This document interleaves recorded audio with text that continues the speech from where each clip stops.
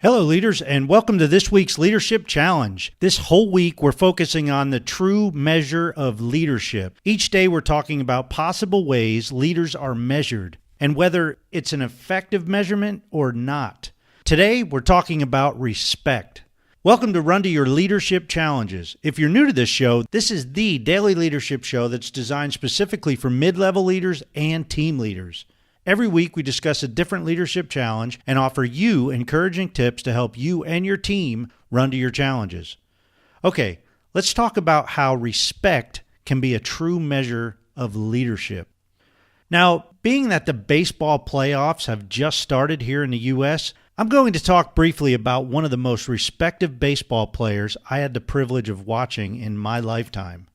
Derek Jeter was a shortstop for the New York Yankees from 1995 to 2014, spending his entire 20-year career with the Yankees. Jeter's leadership, both on and off the field, was worthy of respect from both his teammates and his arch rivals.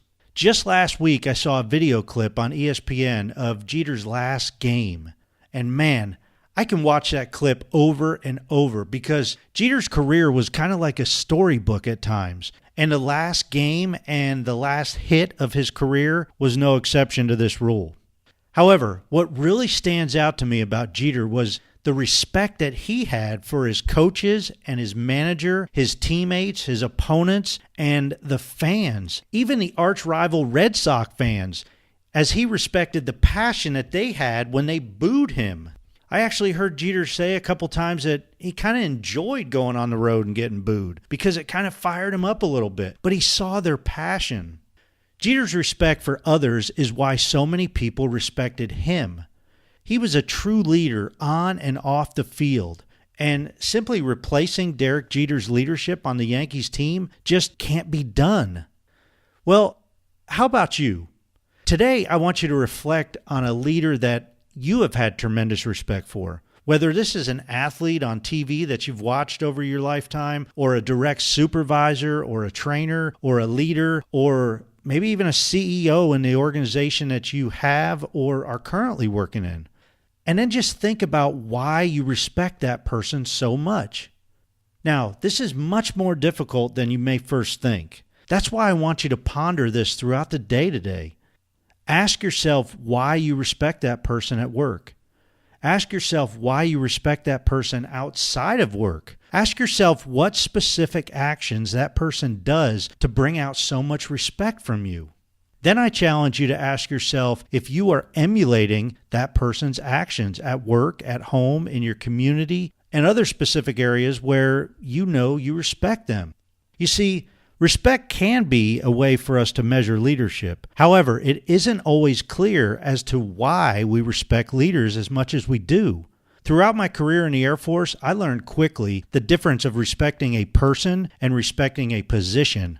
Now, I always respected my supervisors and leaders because of their position. However, I didn't always respect the person in those positions. So, when we measure a leader by respect, be sure you are measuring the leader and not solely the position that they hold. When measuring the respect of a leader, you must first ask if the leader respects the people around them.